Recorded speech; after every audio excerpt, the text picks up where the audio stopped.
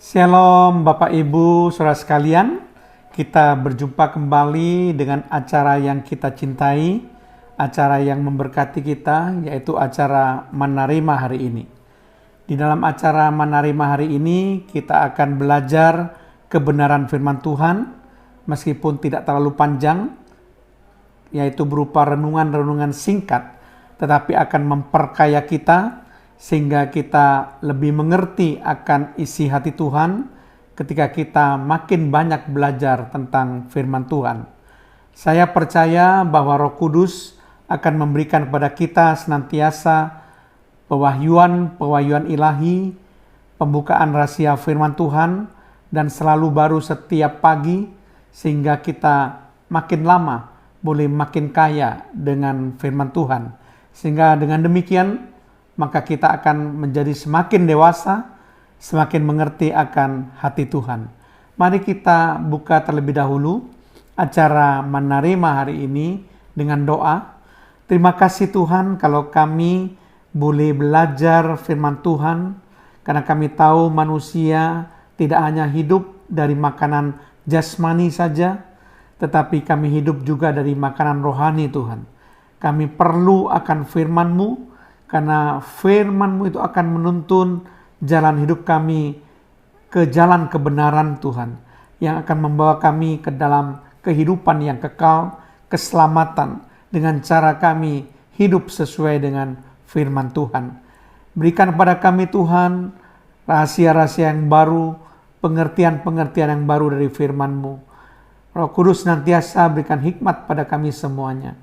Di dalam nama Tuhan Yesus Kristus, kami melepaskan doa kami dan mengucap syukur. Haleluya. Amin. Shalom Bapak Ibu Saudara sekalian.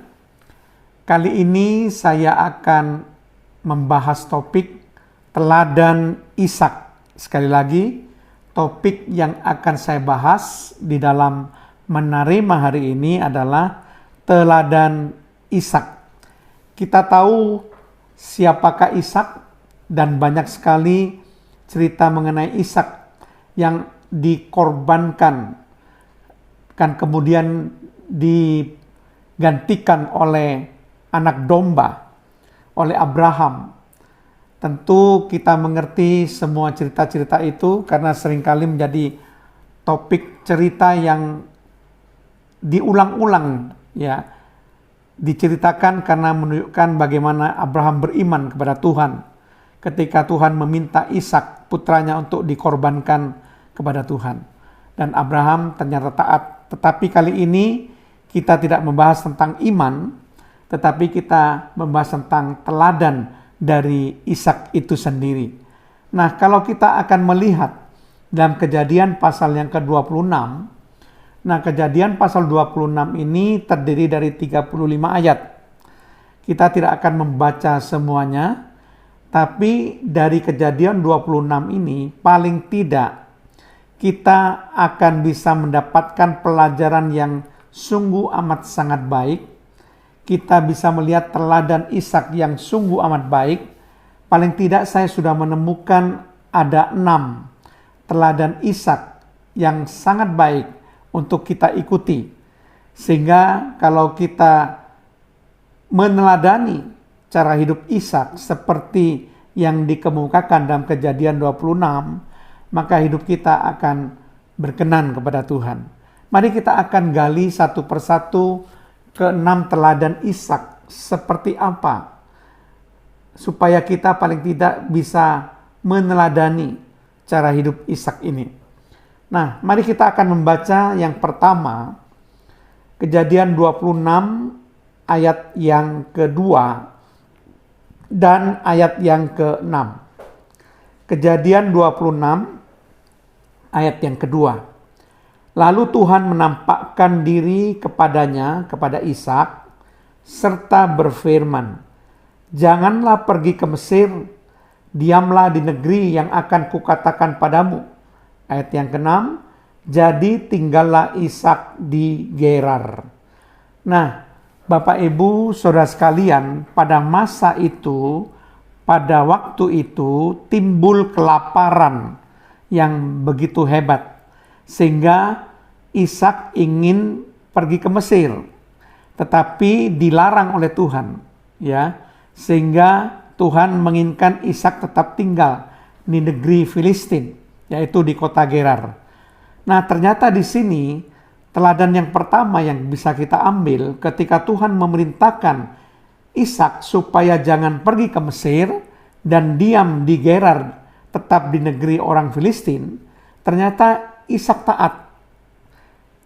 Ishak tidak melawan perintah Tuhan. Ini sesuatu yang dapat kita ambil poin positif dari keteladanan Ishak. Jadi yang pertama yang dapat kita tiru adalah Ishak taat pada perintah Tuhan. Ishak taat pada perintah Tuhan. Ya, jadi ketika Tuhan tidak mengizinkan dia pergi ke Mesir, dia tidak pergi ke Mesir. Ketika Tuhan katakan dia harus tetap tinggal di negeri Filistin, dia tetap tinggal di negeri Filistin. Nah, itulah kepribadian Ishak yang sungguh sangat luar biasa. Dia taat pada perintah Tuhan, dia taat pada kehendak Tuhan. Kemudian kita akan melihat keteladanan Ishak yang kedua yang dapat kita ambil. Kita membaca di dalam Kejadian 26 ayat yang ke-8. Di situ dikatakan, setelah beberapa lama ia ada di sana, pada suatu kali menjenguklah Abimelek, raja orang Filistin itu, dari jendela. Maka dilihatnya Ishak sedang bercumbu-cumbuan dengan Ribka, istrinya. Nah, ini poin kedua, keteladanan Ishak yang positif yang dapat kita ambil, yaitu Ishak memiliki hubungan yang intim dengan istrinya.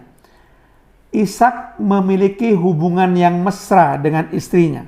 Itu menandakan bahwa Ishak memiliki kasih yang dalam terhadap istrinya. Tentu Tuhan menginginkan kita juga harus memiliki kasih yang dalam. Bukan saja kasih yang dalam terhadap Tuhan, tetapi kasih yang dalam terhadap sesama kita. Terlebih-lebih terhadap pasangan kita. Kasih yang dalam terhadap istri kita, itu bagi seorang suami, atau kasih yang dalam terhadap suami kita, bagi seorang istri. Nah, berarti dalam hal ini rumah tangga Ishak itu harmonis, sangat baik, karena di sini Ishak bercumbu-cumbuan dengan Ribka, istrinya. Ada kemesraan yang ditunjukkan, ada kasih yang dalam yang ditunjukkan oleh Ishak kepada istrinya. Dan itu dilihat oleh Abimelek, raja orang Filistin, dari jendela. Jadi Bapak Ibu Saudara sekalian, itu teladan kedua yang dapat kita ambil, yaitu Ishak memiliki hubungan yang intim, hubungan yang baik dengan istrinya. Menunjukkan keluarganya adalah keluarga yang harmonis.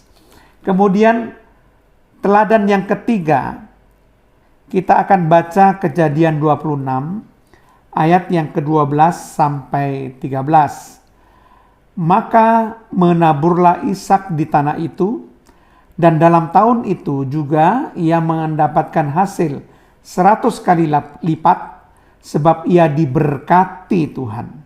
Ayat 13. Dan orang itu atau Ishak menjadi kaya, bahkan kian lama kian kaya, sehingga ia menjadi sangat kaya. Nah, teladan yang ketiga yang dapat kita ambil dari kehidupan Ishak adalah Ishak seorang pekerja yang rajin dan diberkati Tuhan. Jadi Ishak adalah pekerja yang rajin dan diberkati Tuhan. Kalau kita lihat Kejadian 26 ayat 12 tadi, Ishak bukan seorang pemalas. Yang menabur benih di tanah itu adalah Ishak. Dia bekerja keras menabur benih. Dan akhirnya Tuhan memberkati apa yang dikerjakan oleh Ishak, sehingga akhirnya mendapatkan hasil 100 kali lipat. Jadi inilah sosok Ishak, seorang pekerja yang rajin, seorang pekerja yang keras, dan pekerja yang diberkati oleh Tuhan. Sehingga bukan saja kaya, kian lama kian kaya, dan akhirnya menjadi sangat kaya. Itu hal yang sangat luar biasa. Tuhan konsisten memberkati Ishak. Itu teladan yang ketiga yang dapat kita ambil dari kehidupan Ishak. Kita akan melihat teladan yang keempat, Kejadian 26 ayat yang ke-22. Ia pindah dari situ, maksudnya Ishak pindah dari situ dan menggali sumur yang lain lagi. Tetapi tentang sumur ini mereka tidak bertengkar. Sumur ini dinamainya Rehobot. Dan ia berkata, sekarang Tuhan telah memberikan kelonggaran kepada kita, sehingga kita dapat beranak cucu di negeri ini. Nah, di sini menunjukkan suatu sifat Ishak yang sangat baik, di mana Ishak suka mengalah dan tidak suka bertengkar. Sekali lagi, Ishak suka mengalah dan tidak suka bertengkar. Bapak Ibu saudara sekalian, kalau kita baca di dalam ayat yang ke-20 dan 21, di situ kita dapat gambaran bahwa terjadi pertengkaran antara para gembala Gerar, yaitu gembala orang Filistin, dengan para gembala Ishak.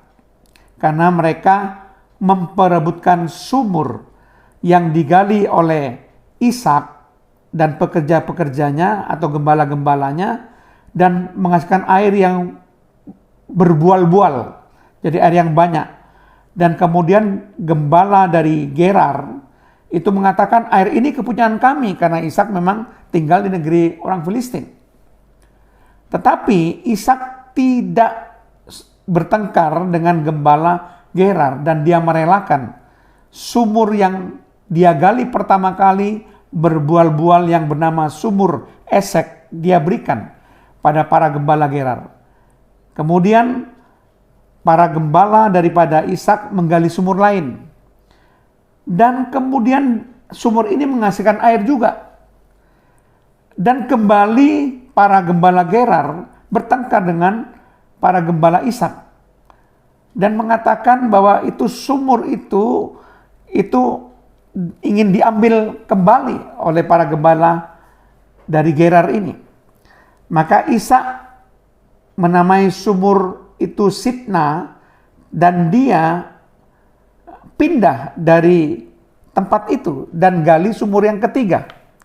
Nah, di sumur yang ketiga ini dia berhasil menggali sumur itu dan keluar air juga, dinamakan Rehobot. Nah, kali ini untuk yang ketiga kali tidak terjadi pertengkaran, ya. Sehingga Ishak katakan bahwa sekarang Tuhan telah memberikan kelonggaran kepada kita, sehingga kita dapat beranak cucu di negeri ini. Artinya tidak lagi bertengkar. Karena dikatakan di sini, tetapi tentang sumur ini mereka tidak bertengkar. Para gembala Gerar dan para gembala Ishak tidak bertengkar. Jadi di sini adalah sifat suka mengalah Ishak yang luar biasa.